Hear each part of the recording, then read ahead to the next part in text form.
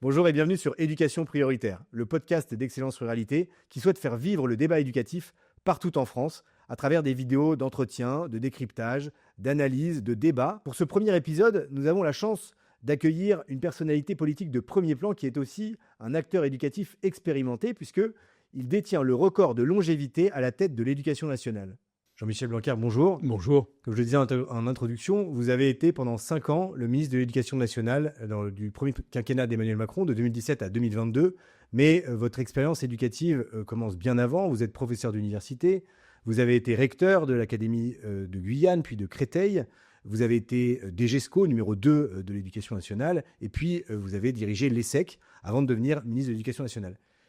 Vous-même, quel élève étiez-vous et qu'est-ce qui vous a amené à vous engager si tôt pour l'école ? J'étais un élève lambda, je dirais. J'étais plutôt un bon élève à l'école primaire. J'étais souvent le premier à l'école primaire. C'est comme ça, j'aimais en plus ce que je faisais. Au collège, moins. Je n'étais pas dans les premiers, je n'étais pas les derniers non plus, mais j'étais un élève plus lambda. Et au lycée, j'étais un élève contrasté, c'est-à-dire je pouvais être bon, voire très bon dans certaines matières que j'aimais et assez mauvais dans d'autres. C'est quoi les matières peut-être que vous que ça aimez ? m'a influencé ensuite dans l'idée de faire un lycée modulaire, Ouais. parce que je pense il y a un moment donné dans la vie où il y a des matières qui tout simplement ne vous vont pas, quitte à ce que vous les retrouviez plus tard dans la vie. J'ai toujours beaucoup aimé l'histoire et la géographie et la philosophie. Mais j'aimais aussi une certaine partie des sciences, notamment les SVT. Bon, mais ça c'était... D'accord. Et puis j'avais une mère professeure qui était professeure d'anglais dans un collège en banlieue, et donc qui me parlait beaucoup le soir de ses classes, et ça a sûrement eu beaucoup d'influence sur moi, parce qu'elle me disait, elle me parlait à la fois de ce que ça devrait être idéalement, puis aussi de ses préparations de cours. Je la revois très bien, essayant toujours d'utiliser les dernières technologies de l'époque pour donner de la vie à ses cours. Génial. Alors, rapidement, vous avez été confronté dans votre parcours au sein de l'Éducation nationale à la question du décrochage scolaire. Vous avez fondé en 2005 l'Observatoire de la non-scolarisation quand vous étiez en Guyane. Quel regard vous portez aujourd'hui sur cette problématique et quelles sont, selon vous, les actions que l'Éducation nationale devrait privilégier ? En Guyane, c'était un cas extrême, mais significatif de situations qu'on trouve à l'échelle mondiale, c'est-à-dire des enfants qui ne vont pas à l'école, qui sont même pas déscolarisés, mais non scolarisés, au sens où ils ne sont jamais allés à l'école, pour un pourcentage d'entre eux qui était difficile à définir pour des questions de recensement démographique. Donc le travail qu'on a eu à faire là-bas était vraiment un travail de base, digne des débuts de l'école de la République, c'est-à-dire recenser le nombre d'enfants, s'assurer qu'ils vont pour de vrai à l'école, avoir un accompagnement avec les familles. On n'y est pas arrivé à 100% d'ailleurs, mais on a fait, je crois, un travail de fond qui a porté des fruits. Et puis vous savez, chaque enfant que vous amenez à l'école, alors que sans cette action, il n'y aurait pas été, ça donne du sens à votre travail quand même. Hein. Et c'est d'ailleurs un peu une sorte de leitmotiv de tout ce que j'ai fait, y compris pendant la crise sanitaire. C'est-à-dire, j'ai vraiment un slogan intérieur qui est un enfant, ça va à l'école. Et ça y va d'ailleurs le plus tôt possible parce que l'école, ça fait du bien tout simplement. Oui.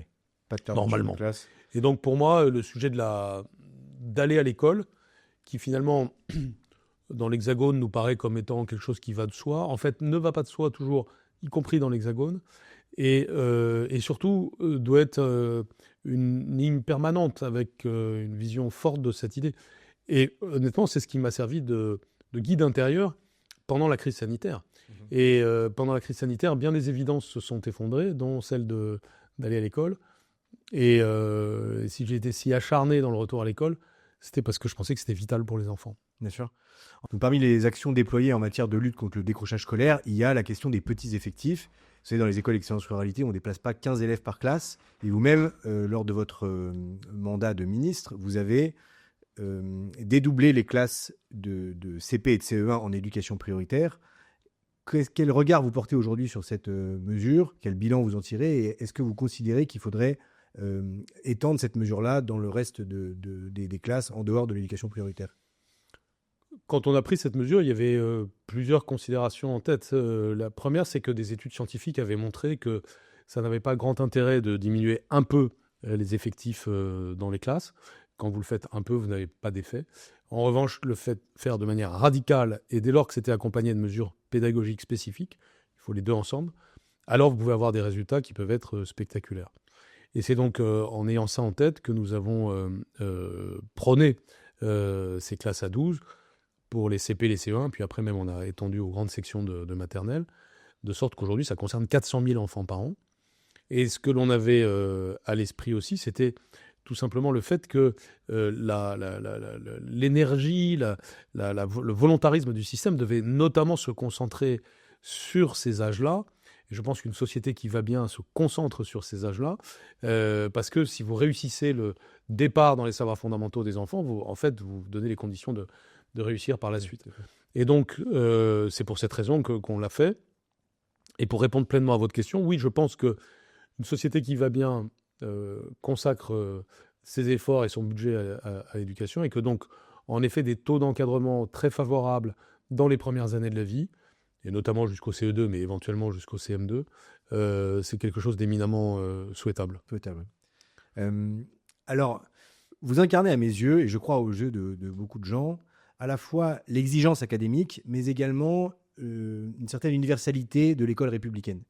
Et j'avoue que j'avais été, pour ma part, assez déstabilisé par la mesure que vous aviez conduite de réforme du bac, pas tant sur les questions de maîtrise des mathématiques, qui ont été pas mal soulignées, mais beaucoup plus sur le sujet des modalités de passage d'examen, et notamment la place du contrôle continu dont je me demande dans quelle mesure il ne fait pas peser une pression excessive du coup sur les professeurs qui doivent fournir la notation. Et puis par ailleurs, est-ce qu'il ne contribue pas dans une certaine mesure aussi à faire perdre au baccalauréat sa dimension d'examen national? Est-ce que vous pourriez réexpliquer un petit peu le sens de cette mesure à ceux qui, comme moi, ne l'ont pas bien comprise? Oui, alors il y a beaucoup de choses à dire autour de ça. La première, c'est quand même de rappeler la philosophie de la réforme du baccalauréat, qui est d'abord de considérer que l'éducation vous amène progressivement vers la liberté. Et donc, il est normal qu'à l'école primaire, les choses soient très communes à tout le monde et permettent à tout le monde de partir sur un très bon socle commun.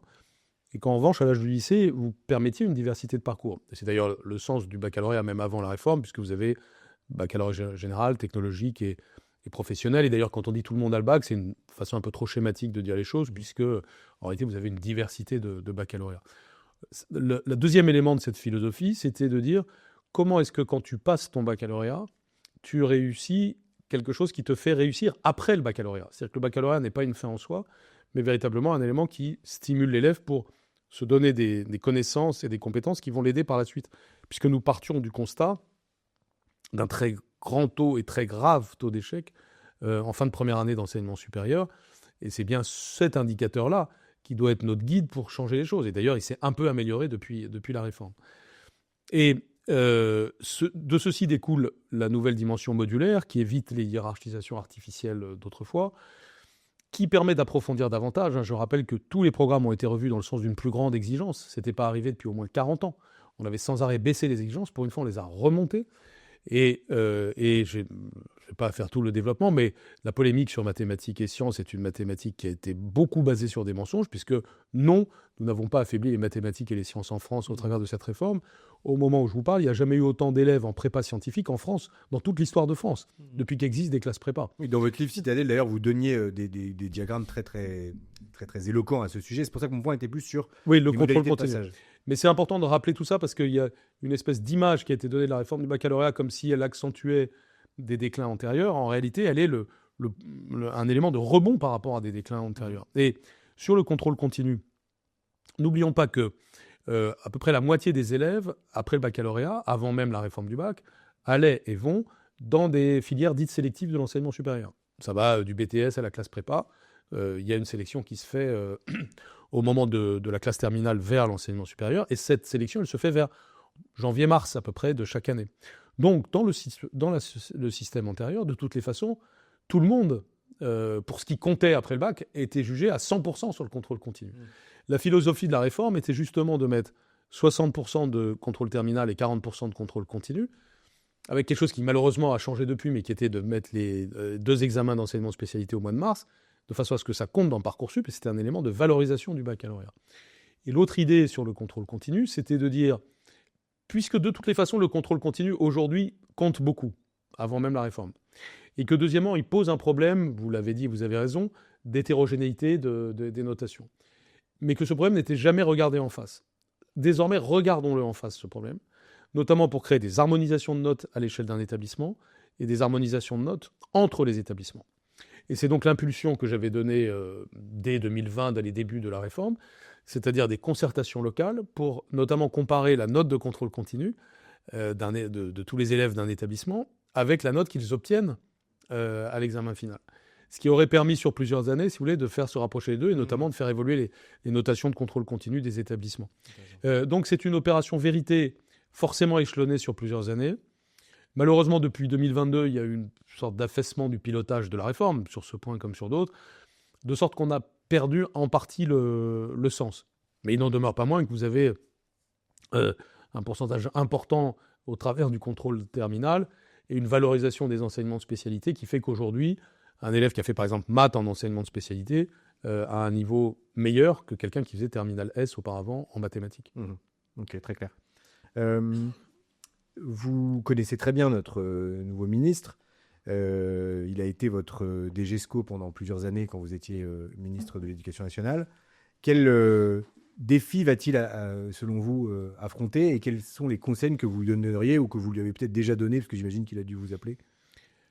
À l'Éducation nationale, j'utilisais souvent la métaphore du piano pour dire nous avons plusieurs dizaines de touches, mettons une quarantaine de touches, nous, en tant que ministre, en tant que recteur, en tant qu'inspecteur d'académie, quand on a en responsabilité l'éducation nationale, il ne faut jamais oublier aucune des touches.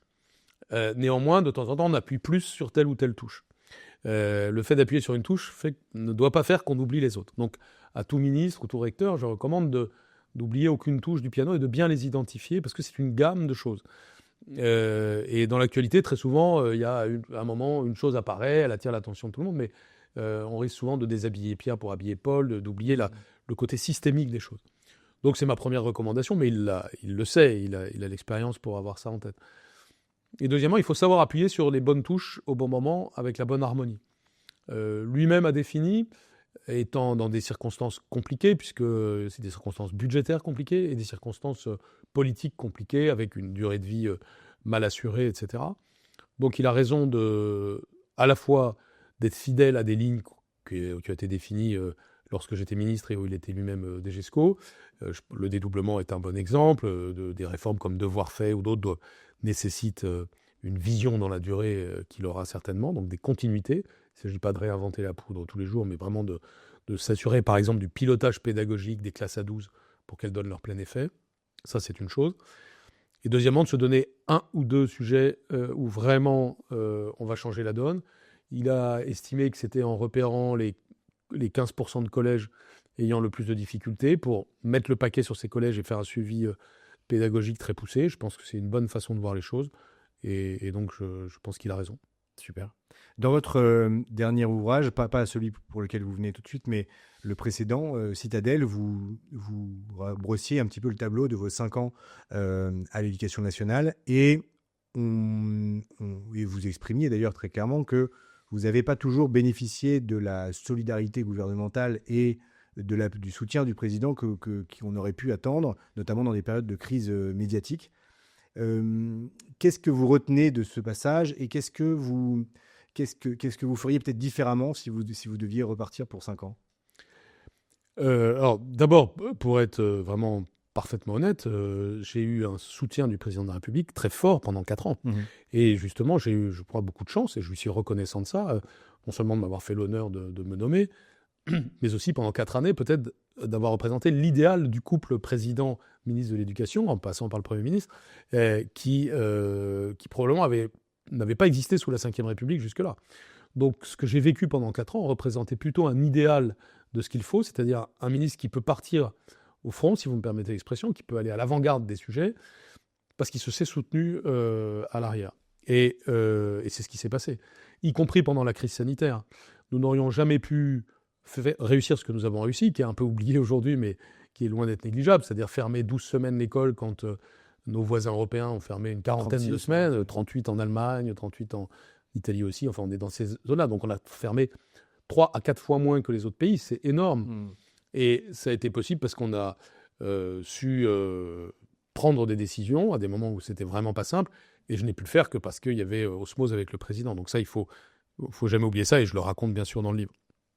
En revanche, La dernière année l'année 2021 a été absolument épouvantable d'un point de vue politique, au sens où le président, on s'est mis à diverger avec le président sur des sujets divers, mais souvent quand même autour des questions républicaines finalement et régaliennes, que je détaille dans le livre. Et finalement, à mes yeux, ça a préfiguré les difficultés qu'ensuite les Français ont pu voir, aussi bien début 2022, après les élections présidentielles, un certain nombre d'atermoiements, et puis depuis, un certain nombre de problèmes qui ont culminé avec la dissolution. Mais finalement, les mêmes causes ont engendré les mêmes effets. Mais c'est ce qui me fait penser que, si vous voulez, le deuxième quinquennat aurait pu avoir une toute autre histoire. Pour moi, il n'y a pas une fatalité dans les échecs du deuxième quinquennat. Il y a eu de vraies réussites dans le premier quinquennat, un vrai actif supérieur au passif à mes yeux. Mais un certain type de façon de faire de la politique ont, à la fin du quinquennat, obéré la suite. Okay. Et donc, si c'était à refaire, si j'en tire des leçons politiques pour l'avenir, c'est ce que j'appellerais l'esprit d'équipe. Je pense que c'est absolument fondamental d'être dans une forme de solidarité, d'où l'importance, c'est ce que j'ai fait à l'éducation d'ailleurs, si possible d'être au pouvoir avec des personnes avec qui on a déjà travaillé avant, avec qui on sera solidaire quoi qu'il arrive, avec qui on peut avoir des différences politiques si vous voulez, mais on ne doit pas sentir ces espèces d'effets d'individualisme, de narcissisme sans intérêt qui existent chez tant de gens en politique et qui obèrent le travail collectif. Et donc, voilà, c'est un état d'esprit. Moi, je crois ni au fatalisme, ni au cynisme en politique, même si parfois on passe pour naïf quand on dit ça. Entendu. Écoutez, merci beaucoup. Alors, vous venez nous voir aujourd'hui avec un autre livre, Civilisation française, que vous publiez aux éditions Albin Michel. Un livre dans lequel vous vous efforcez de tracer les perspectives qui vous semblent être celles de la pérennisation de ce que vous considérez être la civilisation française. Et ce qui frappe d'emblée dans ce livre, je trouve, c'est l'emploi du futur quand vous parlez des propositions que vous faites pour l'avenir de la société française. Est-ce que ce livre, c'est une sorte de programme politique, Jean-Michel Blanquer ? Oui, on peut dire ça, au sens où c'est vraiment un programme, non pas pour 5 ans, mais pour 30 ans, voire un siècle, parce que l'idée précisément centrale du livre, c'est quand même de retrouver le sens du long terme, donc d'aller plonger loin dans nos racines, pour se projeter loin dans le futur.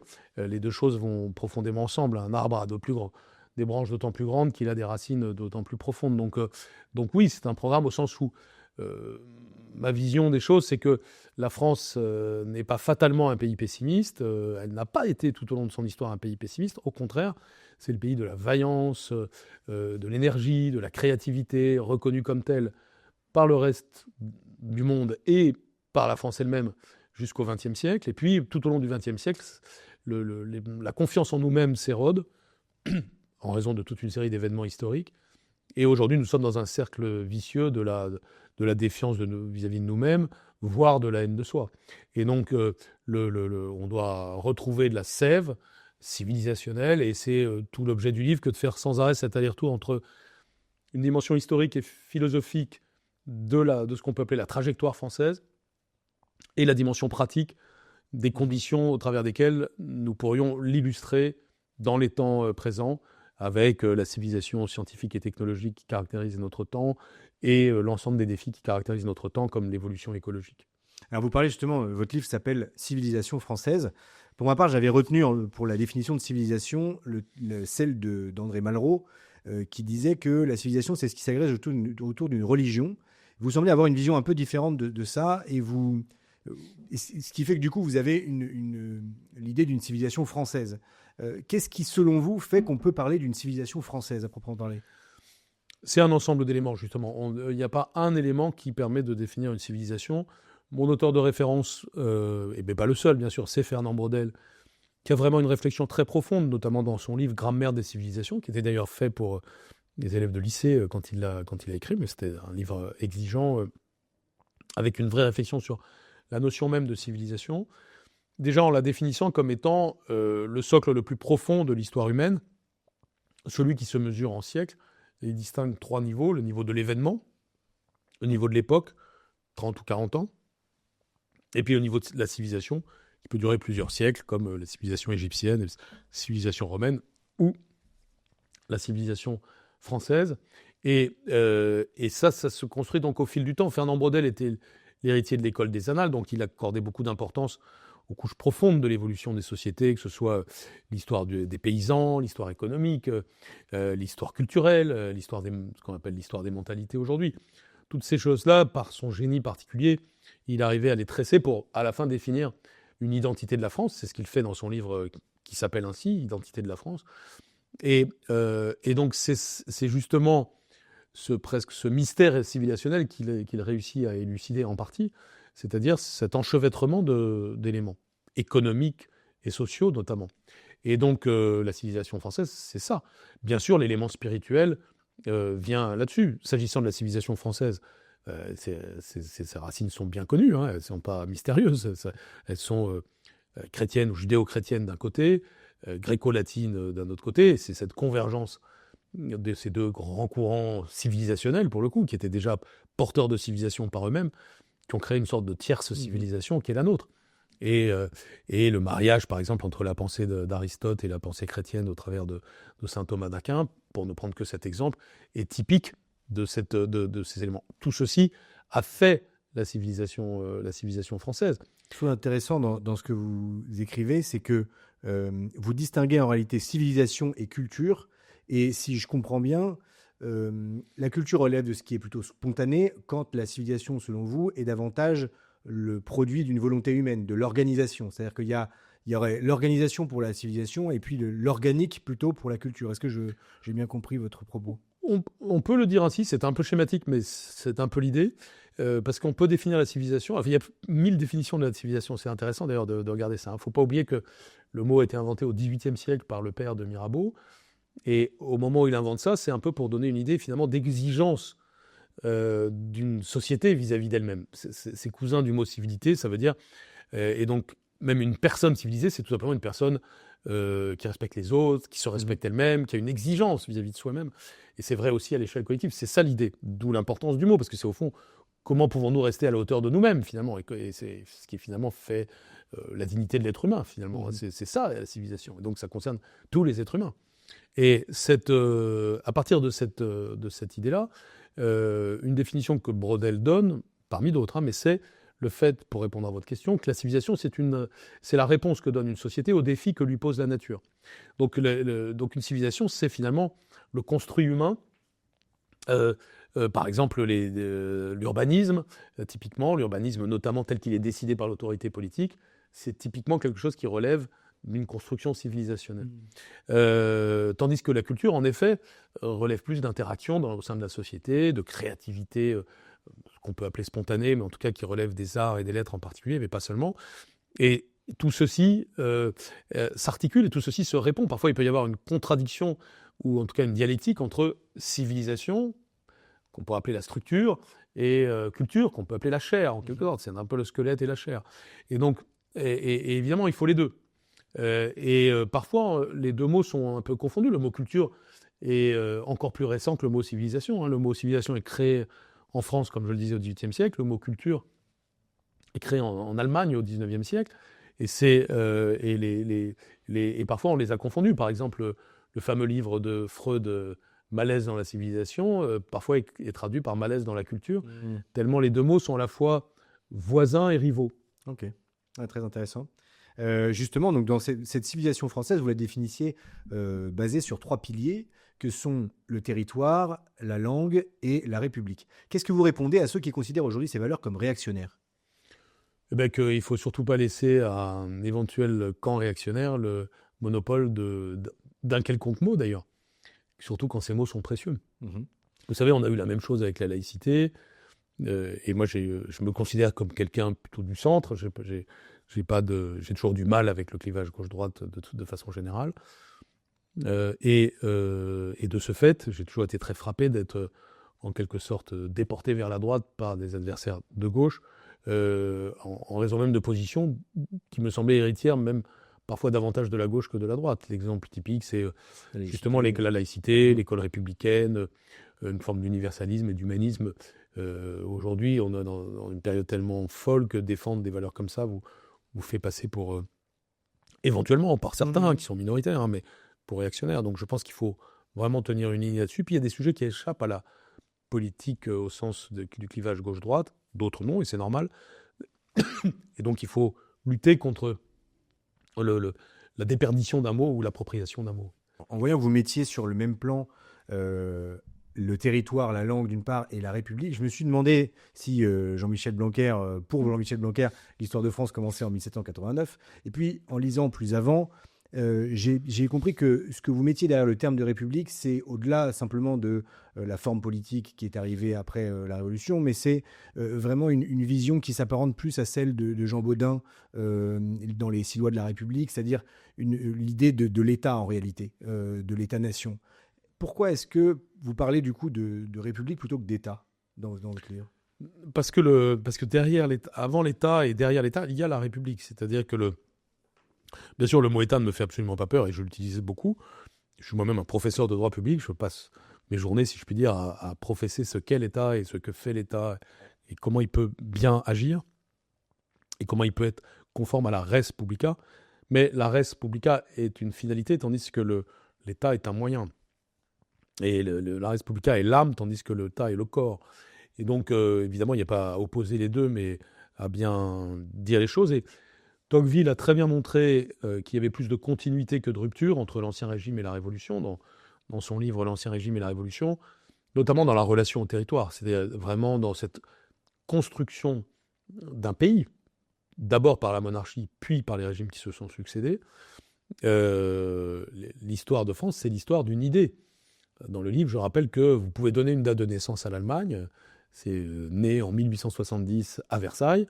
Vous pouvez donner une date de naissance aux États-Unis, 1776 ou 1787. Vous ne pouvez pas donner une vraie date de naissance à la France parce que c'est un continuum qui est l'effet d'une volonté continue depuis les premiers monarques français. Et cette construction d'un territoire en ayant une idée à la fois de ses frontières et de son équilibre, c'est l'histoire de la France. Et gouverner la France, qu'on soit sous la monarchie, sous l'Empire ou sous la République, ça a toujours été partager avec les Français une vision du territoire. Et c'est ça la res publica, c'est-à-dire maîtriser ce territoire au service de l'intérêt général. C'est pourquoi, en effet, quand Jean Bodin écrit les 6 livres de la République, il le fait pour asseoir le pouvoir de la monarchie absolue. Et pourtant, ça s'appelle les 6 livres de la République, c'est-à-dire au sens où il définit en fait la souveraineté et la possibilité de l'exercice d'un pouvoir au service du bien commun. À l'époque, il ne s'agit pas de fonder la monarchie absolue pour le principe de l'absolutisme, mais au contraire pour le principe, disons, de l'intérêt général. Ouais. Et de l'intérêt général suppose la possibilité d'action. Ce qui fait la crise du politique aujourd'hui, en France, comme dans d'autres pays, notamment dans les sociétés occidentales, c'est le sentiment, à tort ou à raison, mais malheureusement souvent à raison, d'une perte de maîtrise du destin collectif. Et donc, les théoriciens de l'autoritarisme d'aujourd'hui, ou nos adversaires sur le champ géopolitique, peuvent en tirer la conclusion hâtive, ou chercher à tirer la conclusion hâtive que les démocraties sont faibles et qu'elles doivent s'effondrer parce qu'elles ne savent pas décider. Parce que la démocratie, c'est le désordre, l'anarchie, etc. Il faut démontrer le contraire, il faut montrer que la démocratie peut être équilibrée par la République, par la recherche de l'intérêt général, et que là où la démocratie conduit toujours à plus de liberté, plus de droits, plus de diversité, ce qui est le propre de la démocratie, c'est très bien, mais ça doit être équilibré par le commun, les devoirs, le contrat social, ce qui fait la République, et c'est ensemble, démocratie et République, qui peuvent se consolider. Si vous n'avez que l'un, vous avez la fragmentation, si vous n'avez que l'autre, vous avez l'autoritarisme. Mais si vous avez les deux ensemble, vous avez l'équilibre par lequel peut cheminer la France. Ça a pu être vrai sous tous les régimes, mais la République est supposée être un peu la maturité de cette idée-là. C'est votre attachement précisément à ce caractère indivisible de la République qui vous fait vous dresser contre la fracture territoriale. Et moi, j'ai pu le constater, vous avez monté le laboratoire de la République et tous les ans, vous organisez vos universités d'été à Autun, dans une petite ville du Morvan. Pour vous, Jean-Michel Blanquer, la fracture territoriale, c'est une fracture de l'idéal républicain ?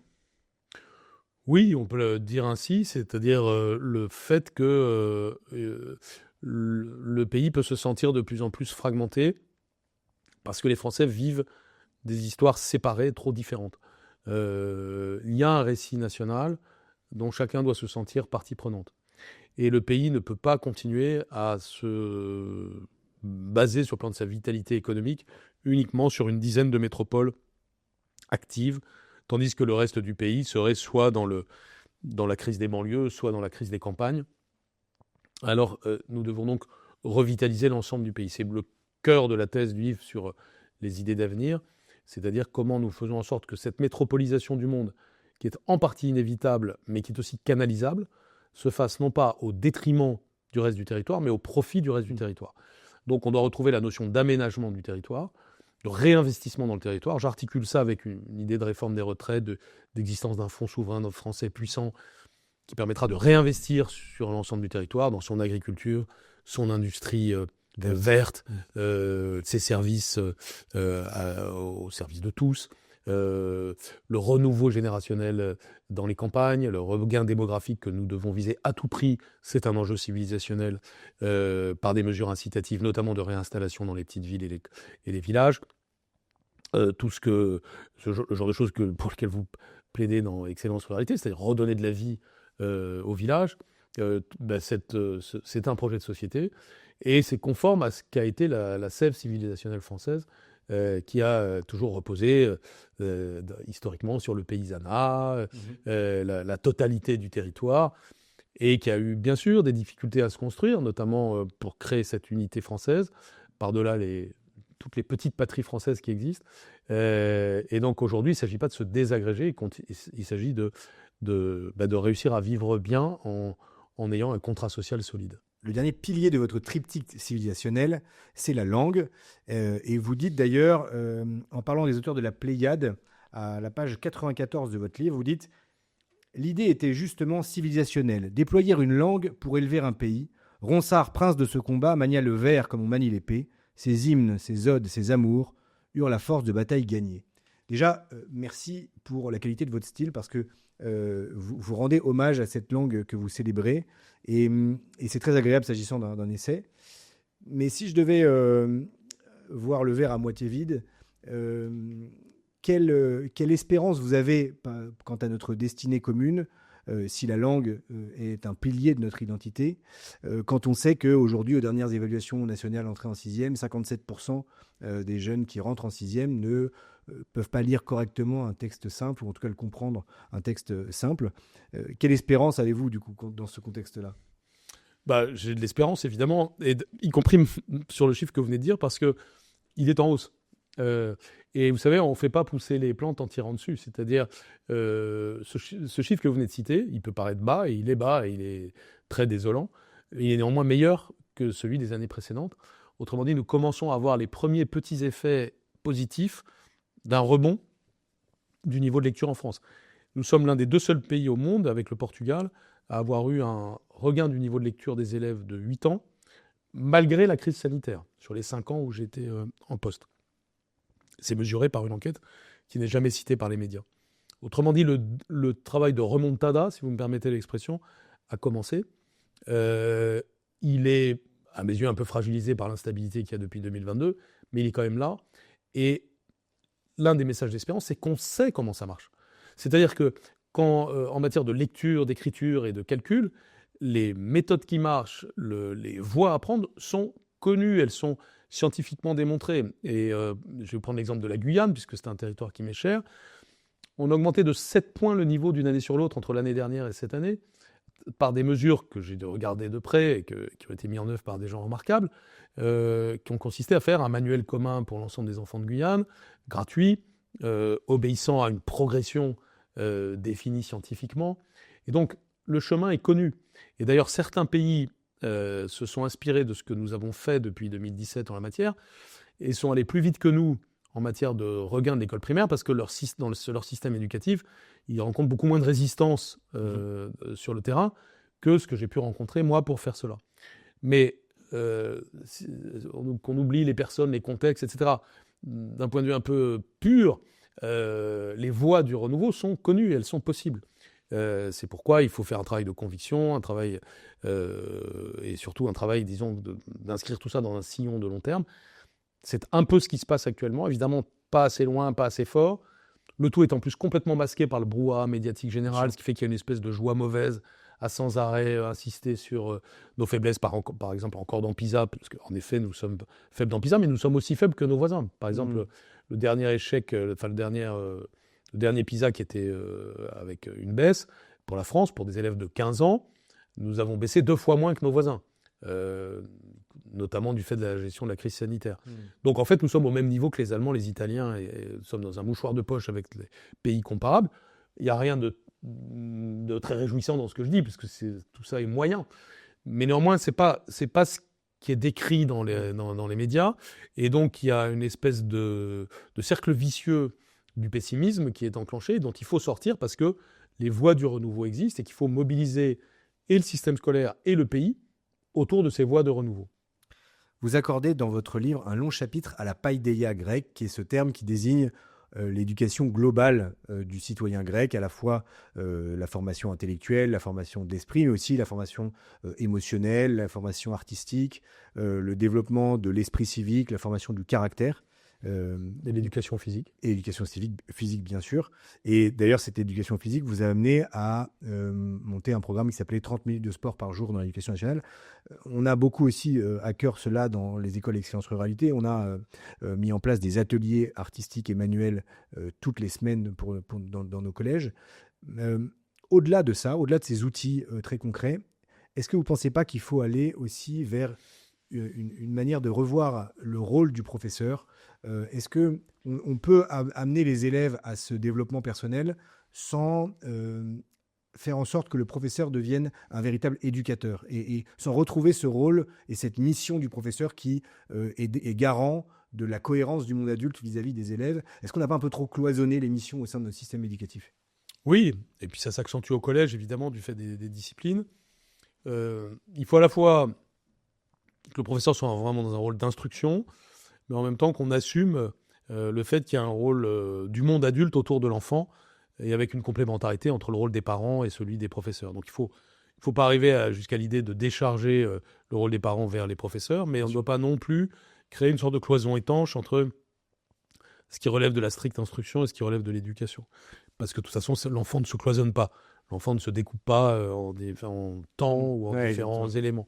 Et donc, ça signifie qu'il faut avoir une vision, et c'est particulièrement vrai à l'école primaire, une vision globale de l'enfant. C'est en plus relativement évident à cet âge-là, c'est-à-dire on voit la personnalité d'un enfant, on voit ses points forts, ses points faibles, on peut donc l'aider beaucoup, et on doit tous se responsabiliser là-dessus. Quand dans la cour de récréation, un enfant se fait frapper par 3 autres enfants, on ne peut pas, un adulte, quelle que soit sa fonction, il peut être professeur, il peut être employé à la cantine, peu importe, laisse pas l'enfant se faire taper sous prétexte que c'est le temps de la récréation et que c'est pas le métier de la personne de faire ça. C'est aussi ça la vision globale de l'enfant, c'est l'occasion de faire la leçon aux 3 qui se sont bêtement laissés aller à une logique de meute, etc., etc. Donc il y a une forme de logique humaniste naturelle dans cette vision complète de l'enfant, de même qu'il y a une vision humaniste naturelle dans le fait de relier les savoirs entre eux, ou d'avoir une vision complète corps et esprit de ce qu'est un enfant. Et par exemple, relier les enseignements de sciences naturelles avec les enseignements d'éducation physique. Je l'ai vu au Danemark, par exemple, où vous voyez le professeur de SVT est aussi le professeur d'éducation physique et sportive. Et donc peut tenir un discours sur la santé de l'enfant, par exemple. Le sujet de la santé physique et mentale de l'enfant est fondamental, mais c'est pas tant un savoir technique qu'un savoir systémique sur ce qui est bon pour l'enfant. Donc on doit viser cet épanouissement, de jamais opposer les choses entre elles, ce qu'on fait trop facilement en France, c'est-à-dire est-ce que c'est de l'instruction, est-ce que c'est de l'éducation, est-ce que c'est telle discipline ou telle autre, est-ce que le cloisonnement n'est pas bon pour l'enfant. L'enfant doit être vu comme un être humain complet. En 2019, vous avez commandé à Ariane Azéma et Pierre Mathieu un rapport sur l'éducation prioritaire qui documentait notamment qu'il y avait des difficultés scolaires particulières dans les petites villes. Comment est-ce que vous pensez qu'il faudrait revoir cette politique d'éducation prioritaire, notamment pour mettre tous les enfants de France sur un pied d'égalité? Aujourd'hui, des jeunes ruraux à situation scolaire identique aux résultats aux évaluations nationales d'entrée en 6e ont 3 fois moins de chances de bénéficier des moyens d'éducation prioritaire qu'un jeune urbain. Est-ce qu'il ne faudrait pas aller vers un critère unique basé sur les résultats scolaires? Qu'est-ce que vous pensez de cette idée? Alors, il y a quelque chose qu'il faut dire en faveur de l'école rurale, c'est qu'elle fait plus réussir les enfants que le reste du pays. Autant on a des difficultés en collège, en milieu rural, parce que souvent, il y a trop peu d'élèves dans un collège, donc ça empêche d'avoir la masse critique qui est vecteur de réussite, autant le taux d'encadrement favorable, les relations humaines telles qu'elles sont en milieu rural, font que l'école primaire rurale, c'est démontré, fait mieux réussir les enfants. Donc de ce point de vue-là, on ne peut pas dire aujourd'hui que l'école primaire... Dans les zones rurales, mais pas dans les petites villes. En fait, il y a oui, il y a une différence à faire, tout à fait. Et parce que petite ville, on n'est déjà plus vraiment dans le rural. De 2 à 8 000 c'est ça, tout à fait. Donc, ce qui est certain, c'est que, alors ça nécessiterait de grands développements, mais qu'on doit peut-être sortir d'une vision binaire de ce qu'est éducation prioritaire, pas éducation prioritaire. Vous savez, je disais souvent, l'éducation prioritaire, on devrait faire des fêtes pour en sortir, plutôt que des manifestations pour ne pas en sortir. Autrement dit, tout ce qu'on fait doit être guidé par l'idée de réussir. On ne doit pas s'enfermer dans les difficultés, mais on doit au contraire donner les moyens à des lieux qui peuvent être en difficulté de sortir de cette difficulté. Et donc c'est cette philosophie-là qui doit nous inspirer, c'est-à-dire une philosophie graduelle et contractuelle.